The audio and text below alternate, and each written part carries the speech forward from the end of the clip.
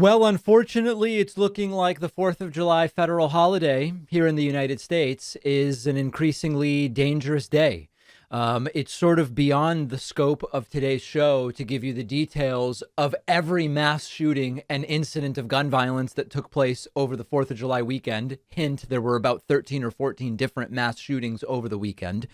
But I want to talk about the reaction, the increasingly I mean, it's an absurd reaction that exists in the United States to these incidents. Again, the focus from the American right wing is on everything other than the tools with which the shootings themselves are carried out, the guns. And it's now not only about doors, it's about ladders, it's about rooftops, it's about alleys, unsecured alleys.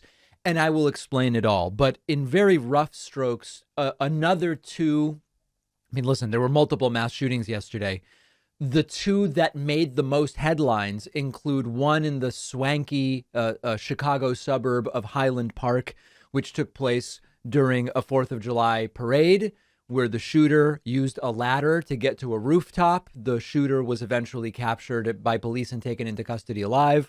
Then there was another incident where, as of this moment, it appears that two police officers at minimum were shot during a fireworks event in Philadelphia, Pennsylvania. And immediately we see the focus go to things that don't really make any sense. In Highland Park, let's go backwards. In Uvalde, Texas, the problem was there were too many doors at the school. The doors were the problem.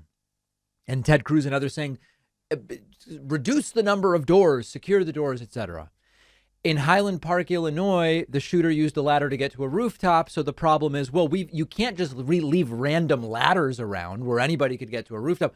Too many rooftops in the city. That's a problem. Unsecured rooftops. And I put out a few tweets about this, which seemed to resonate with many of you. And they were sort of tongue in cheek. The first one was, doors clearly are not a solution for mass shootings like today's.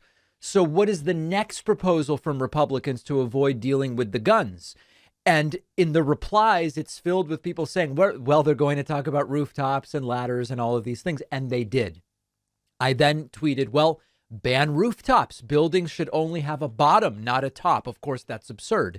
But these are the types of reactions that we're seeing. Maybe ban parades. Maybe we have to harden the parade routes, almost as if it's when there's a presidential inauguration, they harden the route that the presidential motorcade will take.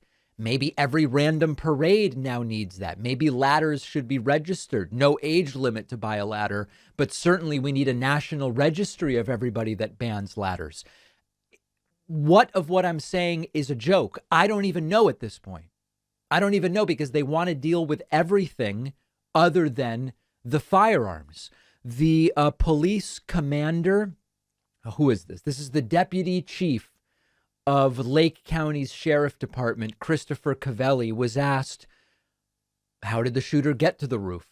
Well, it wasn't secured. Check this out.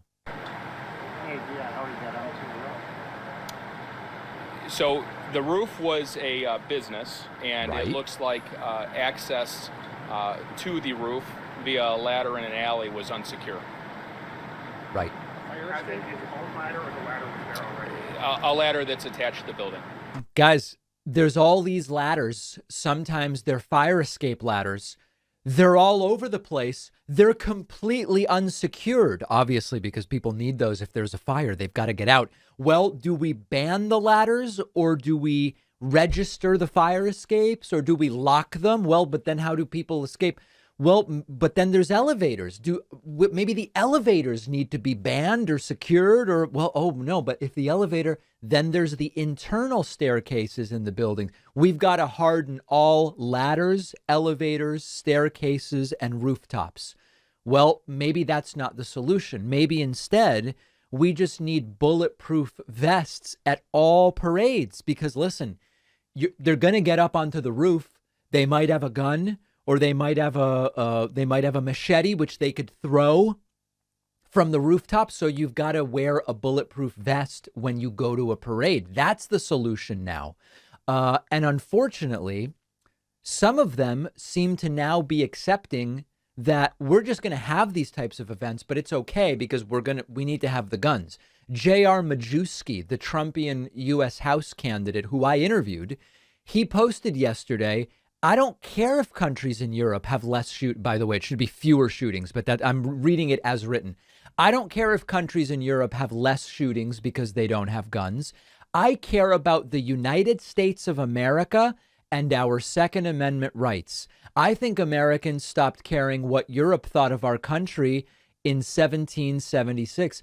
He's straight up saying it is more important to have guns than to not have mass shootings. Ted Cruz immediately sending prayers. Ted and Heidi, they sent prayers. And to that, I asked on Twitter, we've had another mass shooting. Someone didn't pray hard enough or correctly or to the right deity. Who was it? Guys, prayer. That's how we stop this. I'm looking at you. Which one of you didn't pray correctly or to the right God or on the right day or enough times per month? One of you is responsible because you did faulty prayer. Come on, guys. How do we win this when half the country, well, maybe not half, when a significant portion of the country, including many of the moneyed interests that influence gun policy, are just accepting? We will send prayers, but we won't do anything about guns. Okay, we'd rather not have mass shootings, but if we have to have them in order to keep our guns, it's acceptable. How can we possibly deal with this issue when that's the case? One guy who is basically ready to throw in the towel personally, and I sympathize with him, is the mayor of Philadelphia, and I want to talk about that next. One of the fastest growing crimes in the U.S. is identity theft, and there's a new victim every 14 seconds.